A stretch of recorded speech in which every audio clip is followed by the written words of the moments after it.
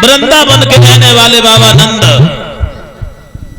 तुम्हारे यहाँ काली देह में कमल के फूल हैं और हमें उन कमल के फूलों की आवश्यकता है।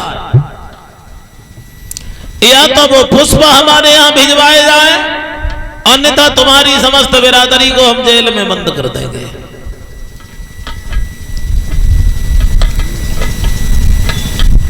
कंस बोला, बाबा नारद ये तो बड़ा अच्छा उपाय है।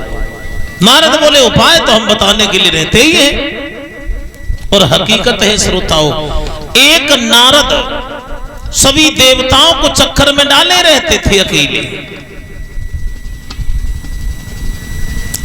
एक नारद सब देवताओं को अकेले चक्कर में डाले रहते थे, लेकिन एक बार देवर्षि नारद भी चक्कर में पड़ गई। अब बात आ गई तो मैं बोलूंगा जरूर। एक बार देवर्षि नारद भी चक्कर में पड़ी। कब? नारद ने भगवान मुरलीधर से एक बात कही एक दिन, जो सबको चक्कर में डालते थे वो चक्कर में कैसे पड़े। नारद ने ये कहा, भगवान आओ हम और तुम छुपा छुपी का खेल खेलते, तुम छुप जाओ तो हम ढूंढे और हम छुप जाएं तो तुम ढूंढो।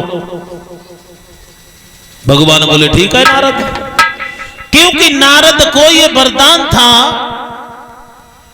कभी भी किसी वक्त कहीं भी जा सकते हो, तुम्हें कोई श्राप नहीं दे सकता। ये ब्रह्मा जी का वरदान था देवर्षि नारद को, कि तुम कभी भी कहीं पहुंच जाओ, तुम्हें कोई श्राप नहीं दे सकता। तो नारद को इस बात पे अभिमान था कि मैं कहीं भी जा सकता हूं। भगवान कन्हैया से ये कहा कि आओ छुपा छुपाई खेलते हैं। नारद ने सोचा हम छुप जाएंगे, कन्हैया कहां में ढूंढ लेंगे। भगवान बोले ठीक, कहा एक काम करो, पहले तुम छुप जाओ। बात बताने जा रहा हूं कि नारद सबको चक्कर में डालते थे, लेकिन नारद चक्कर में कैसे पड़े। नारद जी छुप गए। भगवान कन्हैया ने आंखें बंद की और देख लिया, नारद के अंधे से कुआं में छुप करके बैठी गई। पुराने जमाने में पानी वाले कुआं हुआ करते थे, उनमें गहराई के कारण अंधेरा हो जाता था। तो नारद एक अंधे से कुआं में बैठे थे। भगवान गए और कहा, नारद निकल आओ, तुम कुआं में।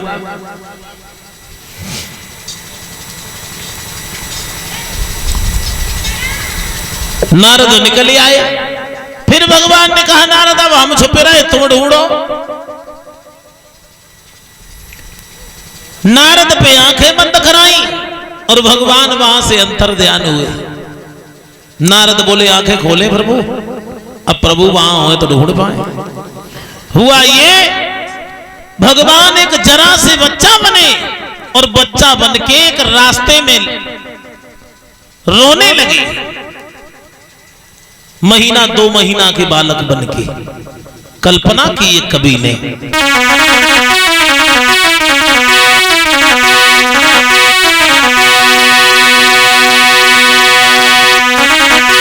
अरे करिया रंग की फरिया और पैरी पारी के चली,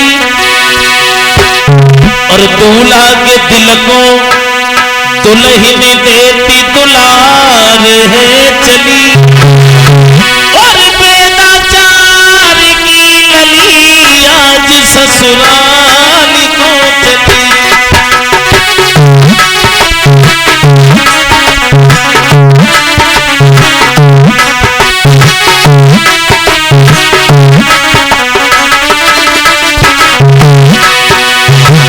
नारद भगवान को ढूंढ रहे हैं, लेकिन इधर ढूंढत नारद फिरे के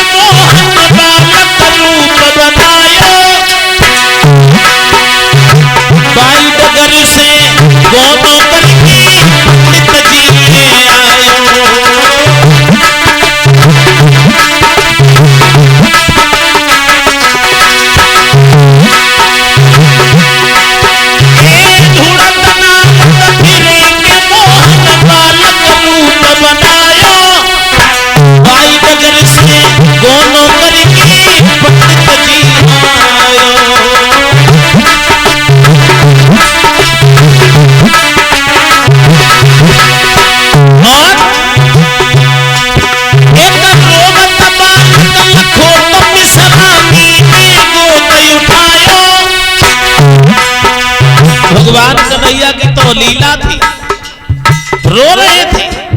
वेदाचार्य ब्राह्मण की बेटी की गोने की विदा होकर के पंडित जी अपने घर ले जा रहे थे।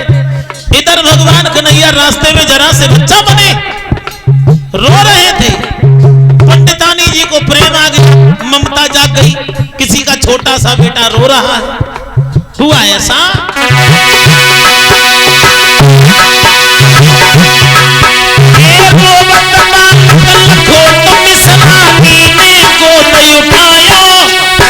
श्री कृष्ण की कृपा से आयो।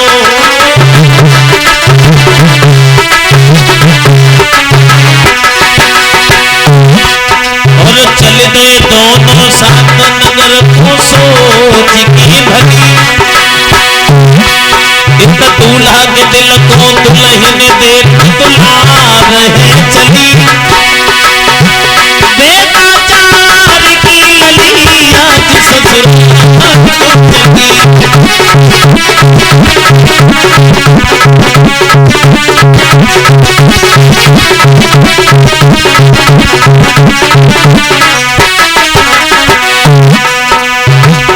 पंडितानी को छोटा सा बालक देख करके दया आई तो उन्होंने गोद में उठा लिया।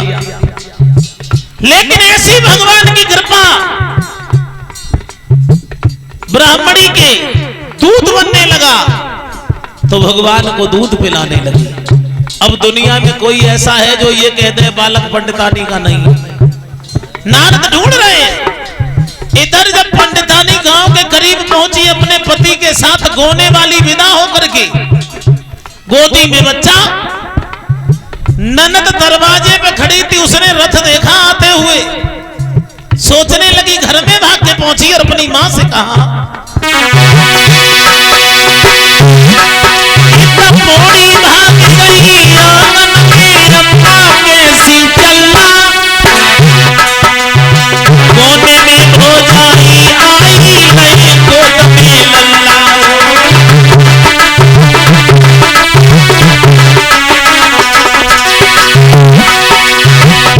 पंडित जी की बहन आंगन में भाग करके गई, अपनी मां से कहा, हे मां, कैसे गांव से शादी कर ली तुमने? अरे भौजाई गोने में आई नहीं है, लेकिन गोदी में बालक लिए। सारे घर गांव में भाइयों ये बात आगी की तरह फैल गई कि गोने की विदा में बालक साथ है। हुआ ये, और हुए गांव के लोग इकट्ठे, कहे नई कहानी। पंच चौधरी कहने लगे कुछ का पानी।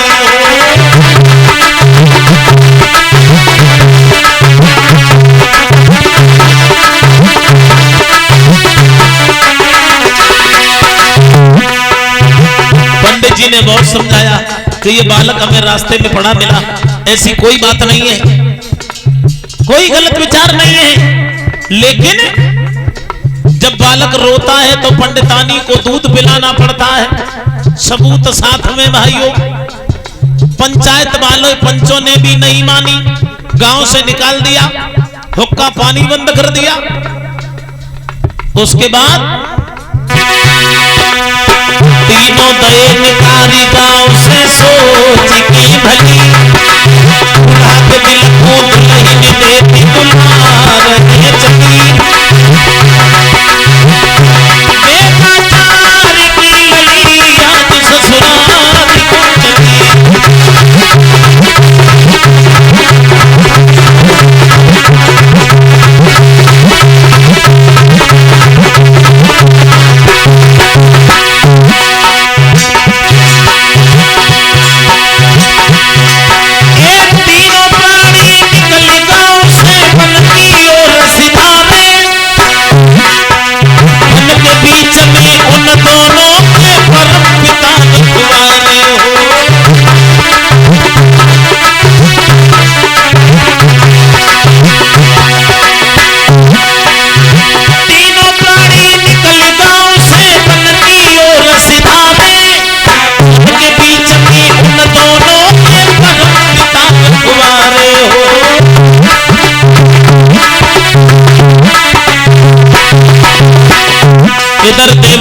देखा कि भगवान दर बदर मारे मारे फिर रहे, चलो नामकरण हो जाना चाहिए। नाम रखने के लिए सभी देवता इकट्ठे हुए, पीछे पीछे नारद जी भी आ गए। हुआ ये नामकरण बालक को करके जुरे देवता सारे, सोई नारद बोले श्री कृष्ण से तुम जीते हमारे।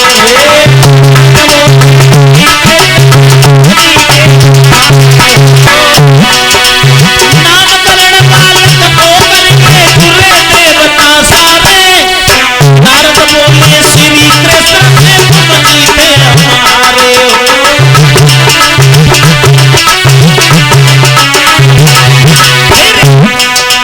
दर्शन देके सुमित भेज दे अपनी ही गली, दर्शन देकर सुमित भेज दे अपनी ही गली। दूल्हा के दिल को दुल्हन दे बुला रहे चली, देखा नारी की लली आज ससुरारी।